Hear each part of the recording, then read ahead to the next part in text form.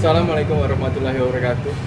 Perkenalkan, nama saya adalah Muhammad Fikri Andika, mahasiswa Fakultas Hukum Universitas Bengkulu dengan NPM B1A 017284. Baiklah, pada kesempatan kali ini saya akan menjelaskan materi tentang sumber-sumber hukum acara perdata, mulai dari zaman kolonial hingga saat ini. Berikut adalah sumber-sumber hukum acara perdata serta perubahannya. Yang pertama adalah zaman kolonial.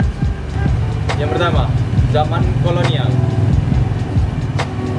Pada zaman kolonial terdapat sumber-sumber yaitu RV, yang mana adalah hukum acara perdata bagi golongan Eropa di masa Belanda yang digunakan dulu di lembaga peradilan Raad van Justice, Residentrate, dan Hogerhofstoet. Yang kedua adalah IR atau Reglement Indonesia. Adalah hukum acara perdata yang digunakan bagi golongan orang-orang Indonesia, digunakan di lembaga peradilan Raad dan mulai berlaku pada tanggal 1 Mei 1848. IR tidak digunakan lagi dalam praktik peradilan perdata pada saat ini. Yang ketiga adalah HIR atau Herzenijs Indonesia Reglement. Adalah reglemen Indonesia yang diperbarui sejak tahun 1941. Isi dari HIR ini adalah hukum acara perdata dan hukum acara pidana, juga peradilan-peradilan kabupaten, peradilan distrik, pengadilan negeri yang bersifat tidak formalistik. HIR masih menjadi acuan hukum acara perdata pada saat ini. Yang keempat, ada RBG. Adalah diberlakukan di daerah-daerah di luar Jawa dan Madura. Yang kelima, ada RO. Adalah reglemen tentang organisasi kehakiman. RO merupakan acuan dalam kebijakan organisasi kehakiman, namun saat ini jarang digunakan dalam praktik, kecuali dipakai sebagai acuan internal dalam kehakiman. Yang keenam, ada BW atau Burgerlijk Wetboek, terutama buku keempat tentang pembuktian dan kadaluarsa yang masih berlaku hingga saat ini. Yang ketujuh, ada WVK atau Wetboek van Koophandel. Adalah kitab undang-undang hukum dagang atau KUHD yang sudah jarang ditemukan sebagai sumber acuan sumber hukum acara perdata.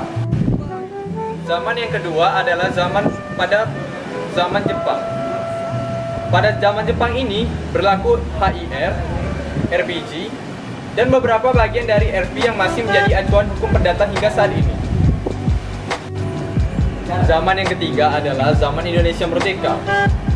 Pada zaman ini, melalui pasal 2 Aturan Peralihan Undang-Undang 1945, Junto Peraturan Presiden Nomor 2 tanggal 10 Oktober 1945, Junto Undang-Undang Darurat Nomor 1 tahun 1951 yang berlaku adalah HIR, RBG, Undang-Undang Nomor 1 tahun 1974 tentang perkawinan, Undang-Undang Nomor 4 tahun 2004 tentang penguasaan kehakiman, Junto Undang-Undang Nomor 48 tahun 2009, Undang-Undang Nomor 5 tahun 2004 tentang perubahan atas Undang-Undang Nomor 14 tahun 1985 tentang Mahkamah Agung, Peraturan Pemerintah Nomor 9 tahun 1975 tentang pelaksanaan atas Undang-Undang Nomor 1 tahun 1974 tentang perkawinan, Undang-Undang Nomor 7 tahun 1989 tentang peradilan agama, Undang-Undang Nomor 2 tahun 1986,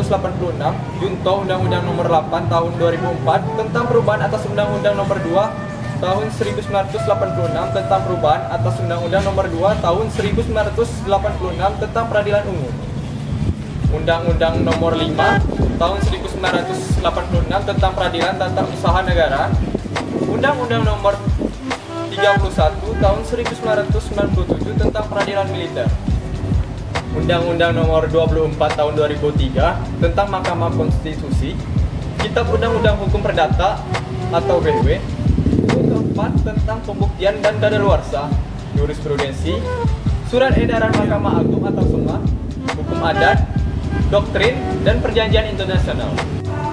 Baiklah, demikianlah materi yang saya dapat sampaikan pada kesempatan kali ini. Semoga bermanfaat bagi kita semua. Wassalamualaikum warahmatullahi wabarakatuh.